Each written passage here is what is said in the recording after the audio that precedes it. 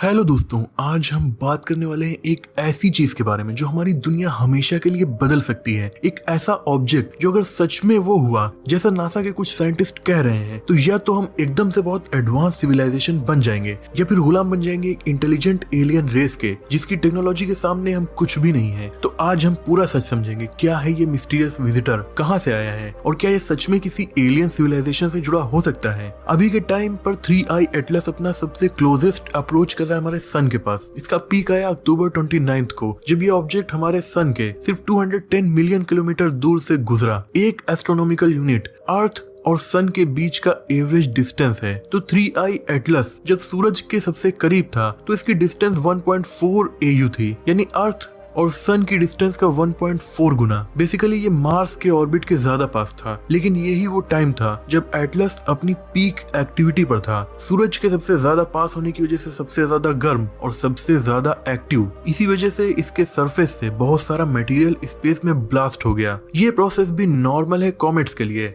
जिसे कहा जाता है सब्लिमेशन, जब कोई सॉलिड चीज डायरेक्टली गैस बन जाती है, क्योंकि अंतरिक्ष में लिक्विड फॉर्म होती ही नहीं। तो कोई भी कॉमेट जब किसी स्टार के बहुत नजदीक आता है तो उसकी सॉलिड चीजें डायरेक्टली गैस बनना शुरू हो जाती हैं। और इसी प्रोसेस की वजह से कॉमेट्स का वो आइकॉनिक लुक आता है जो हम धरती से देखते हैं या एनिमेटेड मूवीज में देखते हैं, जिसमें उनके पीछे में एक पूंछ दिखाई देती है। लेकिन 3i एटलस की ऐसी पूंछ हम नहीं देख पाए क्योंकि हम गलत साइड पर थे और सूरज की ग्लेयर से ये व्यू बिल्कुल ब्लॉक हो रहा था। लेकिन थैंकफुली हमें ये पता है कि 3i एटलस अभी कहाँ पर है और वो क्या कर रहा है। लेकिन जब वो सूरज के दूसरी तरफ से निकलेगा तब हमें उसके बारे में और भी चीजें जानने को मिलेंगी। लेकिन सवाल ये है कि ये आया कहाँ से, और यहीं से शुरू होती है एक बहुत ही फैसिनेटिंग स्टोरी। 3i एटलस को इंसानों ने जुलाई 2025 में ढूंढा। ये ऑफिशियली डिस्कवर हुआ था asteroid terrestrial impact last alert system यानी एटलस के द्वारा, जो असल में एक नेटवर्क है टेलीस्कोप्स का जो वर्ल्ड के अलग अलग पार्ट में लगे हुए हैं, जैसे हवाई, चिली, साउथ अफ्रीका एक्सेट्रा। ये टेलीस्कोप्स रात भर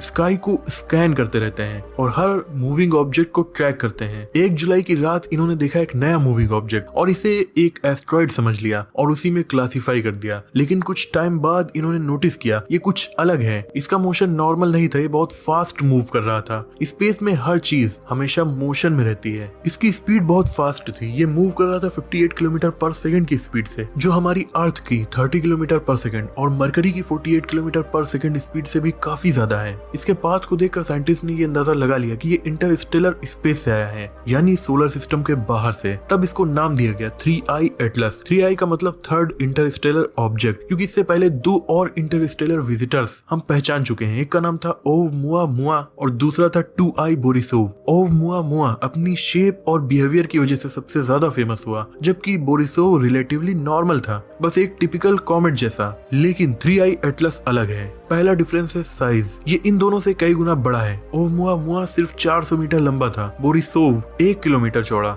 लेकिन 3i एटलस हो सकता है 5.6 किलोमीटर चौड़ा और लगभग 20 किलोमीटर लंबा, यानी पूरे मैनहट्टन के बराबर। दूसरी है इसकी स्पीड, दोनों के मुकाबले इसकी स्पीड काफी ज्यादा है। और तीसरा है डायरेक्शन, पहले के 2 इंटरस्टेलर ऑब्जेक्ट उस डायरेक्शन से आए थे जिस डायरेक्शन में हमारा सोलर सिस्टम मूव कर रहा है, लेकिन 3i एटलस ने साइड एंगल से एंट्री मारी और प्लैनेट्स की पोजीशन में एकदम परफेक्ट अलाइन हुआ। और इसने इतने परफेक्ट एंगल से एंट्री मारी है कि बहुत से साइंटिस्ट कह रहे हैं कि ये कोई कोइंसिडेंस नहीं लगता। एस्ट्रोनॉमर्स के हिसाब से 3i एटलस मिल्की वे की गैलेक्टिक कोर के डायरेक्शन से आया है। अब सबसे पहले समझते हैं इस ऑब्जेक्ट के स्ट्रक्चर और शेप को। 3i एटलस का शेप थोड़ा लंबा और पतला है, जैसा एक रॉक जिसे स्पेस ने पॉलिश कर दिया हो। मतलब ज्यादातर एस्ट्रॉइड बहुत उबड़ खाबड़ होते हैं, लेकिन ये परफेक्ट शेप में लगता है। ये भी एक वजह है कि कुछ वैज्ञानिकों ने इसे स्पेसक्राफ्ट कह डाला। दूसरी शॉकिंग बात इसमें हमें ये दिखाई दी कि जब ये ऑब्जेक्ट सन के पास से गुजरा तो इसने एकदम अनएक्सपेक्टेड बिहेवियर दिखाया।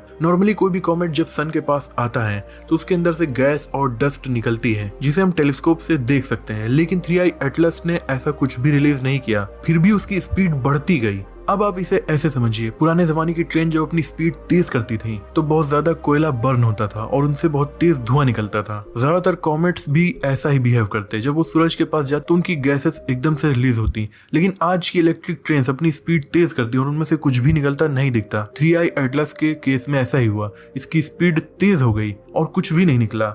तो नासा के साइंटिस्ट कंफ्यूज हो गए। कुछ ने कहा कि ये नॉन ग्रेविटेशनल एक्सीलरेशन है, मतलब सन की ग्रेविटी के अलावा कोई और फोर्स भी इस पर काम कर रही थी, लेकिन वो फोर्स क्या थी किसी को नहीं पता। अब इसे एलियन स्पेसक्राफ्ट ना माना जाए और एक नॉर्मल कॉमेट माना जाए तो उसके पीछे भी एक थ्योरी है जिसके मुताबिक ये ऑब्जेक्ट सॉलिड नहीं था बल्कि एक स्पंज जैसा स्ट्रक्चर था जो स्पेस में गैसेस स्टोर कर सकता है। जब सन की हीट मिली वो गैसेस रिलीज हुई, ऑब्जेक्ट थोड़ा एक्सीलरेट हो गया, लेकिन ये एक्सप्लेनेशन भी पूरे डेटा को जस्टिफाई नहीं करती। तो सोचिए दोस्तों, ये कोई नेचुरल ऑब्जेक्ट नहीं बल्कि एक आर्टिफिशियल स्पेसक्राफ्ट भी हो सकता है जो किसी एलियन सिविलाइजेशन ने डिजाइन किया हो। इसी में सामने आए हार्वर्ड के फेमस साइंटिस्ट एवी लोएब। इन्होंने ओपनली ये कहा कि ऑब्जेक्ट 90% पॉसिबिलिटी के साथ कोई टेक्नोलॉजिकल आर्टिफैक्ट है। उनका कहना था अगर हम इसे इग्नोर करते हैं तो हम अपनी सबसे बड़ी डिस्कवरी मिस कर देंगे। उन्होंने इसके लिए पूरी बुक लिख डाली, extra terrestrial the first sign of intelligent life beyond earth. अब जो हमारा ये कॉमेट 3I एटलस है,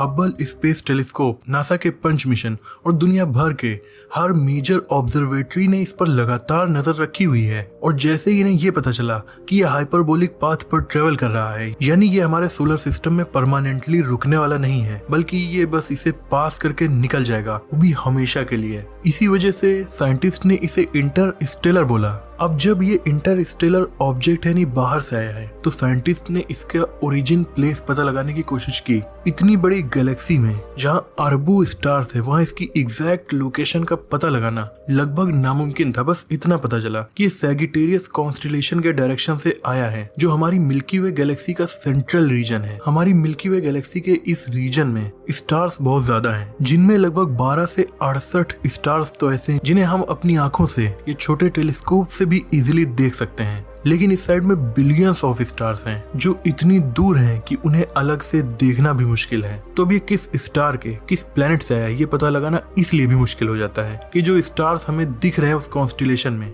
उन स्टार्स की एक दूसरे से दूरी भी कई लाइट ईयर्स की होती है। जैसे हमारे सूरज के सबसे नजदीक जो स्टार है अल्फा सेंट्यूरी, वो भी हमसे 4 लाइट ईयर्स की दूरी पर है। वो इतना दूर है कि नासा का वॉयेजर 1 स्पेसक्राफ्ट जिसकी स्पीड लगभग 61,000 किलोमीटर पर आवर है, जो सिर्फ 12 मिनट में इंडिया से अमेरिका जितनी दूरी तय कर रहा है, उसे भी अल्फा सेंट्यूरी स्टार तक पहुंचने में 70 से 77,000 साल लग जाएंगे। और अगर हम अंतरिक्ष में दूर से अपने सूरज या अपनी अर्थ की तरफ देखें तो अल्फा सेंट्यूरी हमें एकदम पास नजर आता है। तो उसी तरीके से जो सैजिटेरियस सिस्टम के स्टार्स हमें दिख रहे हैं वो एक दूसरे से बहुत ज्यादा दूर हैं। इसलिए इस एलियन स्पेसक्राफ्ट या कॉमेट ये जो भी है इसका ओरिजिन प्लेस पता लगाना तो नामुमकिन है। लेकिन वैज्ञानिकों को जैसे इसकी कई बातें परेशान कर रही थी, उनमें से एक ये भी थी कि इसमें अनयूजुअल लाइट्स दिख रही थी। अब कुछ साइंटिस्ट का ये कहना है कि ये इसमें मौजूद रेयर गैसेस की वजह से है, तो वहीं कुछ इसे एलियन स्पेसक्राफ्ट भी मान रहे हैं। दूसरी प्रॉब्लम ये थी कि जब ये सूरज के पास से गुजरा तो इसकी स्पीड में एक अजीब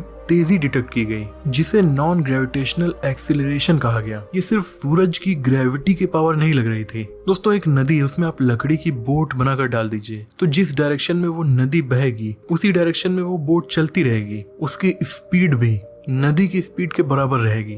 लेकिन अगर इंजन वाली कोई स्पीड बोट हो तो उसे नदी के डायरेक्शन और स्पीड से फर्क नहीं पड़ता, वो इंजन एक्सीलरेट होकर अपनी स्पीड तेज या फिर धीरे भी कर सकता है। अब अंतरिक्ष को भी हम एक वास्ट ओशियन ही समझ सकते हैं। यहाँ पर जो भी नेचुरल चीजें हैं वो अंतरिक्ष में एक बराबर स्पीड से चलती रहती हैं जब तक तो वो किसी प्लेनेट या स्टार की ग्रेविटी में ना आए। अगर उनकी ग्रेविटी में आ जाती है तो उस ग्रेविटी की वजह से उनकी स्पीड बढ़ जाती है। लेकिन जब हम कोई रॉकेट वहां पर भेजते हैं तो वो इंजन की वजह से अपनी स्पीड खुद तय कर लेता है। और जब नासा ने इसमें नॉन ग्रेविटेशनल एक्सीलरेशन डिटेक्ट किया तो इसके बाद लोगों में और साइंटिस्ट में इसके बीच थ्योरीज की बाढ़ आ गई। हार्वर्ड के एस्ट्रोनॉमर एवी लोएब ने की अनयूजुअल ट्रेजेक्टरी और बाद में इस एक्सीलरेशन को देखते हुए ही ये बात कही थी कि एलियन स्पेसक्राफ्ट हो सकता है जो किसी सिविलाइजेशन ने भेजा था, जैसे हमने वॉयेजर 1 और वॉयेजर 2 भेजे हैं। हो सकता है इसमें खुद एलियन हो जो हमारे सोलर सिस्टम को एक्सप्लोर करने के लिए आए हैं।